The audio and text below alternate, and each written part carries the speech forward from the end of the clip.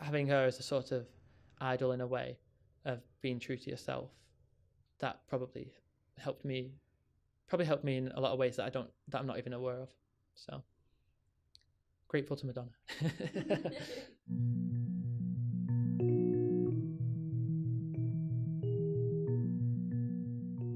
It was just a sort of go-to insult for lads to be to call someone gay. I find that if I say to someone blah blah blah because I'm asexual, they're like, oh right, okay, I've not heard of that. What is it?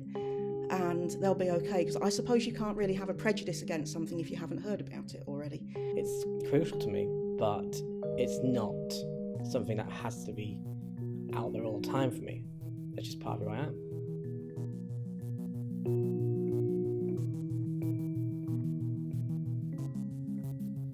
I think one of the main things I've noticed is a change in visibility, which obviously has a knock-on effect to the attitudes as well.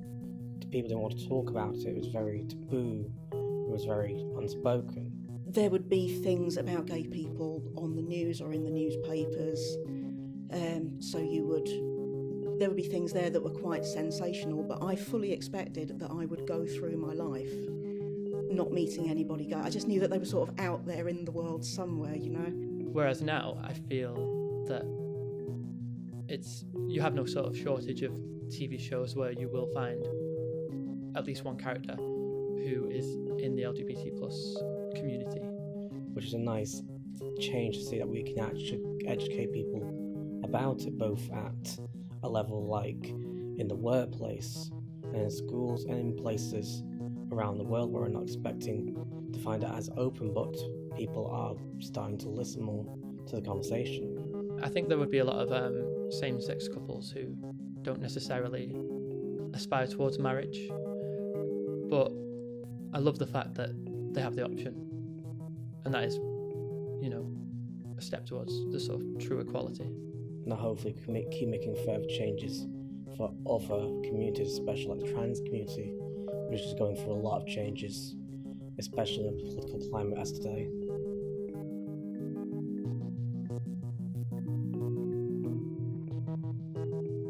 I think it's got easier with time,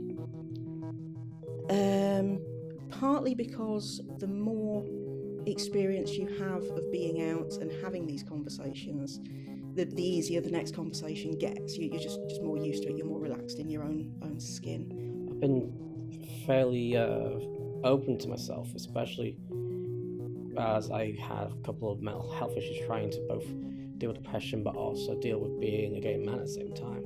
You can't really casually chuck into conversation that you're asexual, because it tends to involve people going, oh, what's that? What does that mean? And you don't really want to hog a conversation by just derailing it into this big explanation about stuff.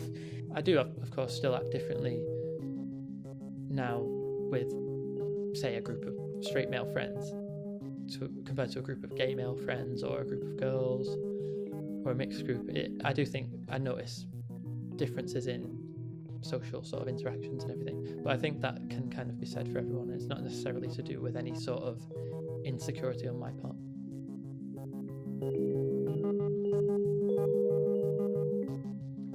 The advice I'd give would be to make sure it's right for you first and foremost. There is no guidebook, there's no set deadline. If you feel that at this point in time, say in your teens, you're not ready, then you're not ready. If you're debating whether to come out, remember that you absolutely don't owe it to anybody to share this really personal thing about your private life with them.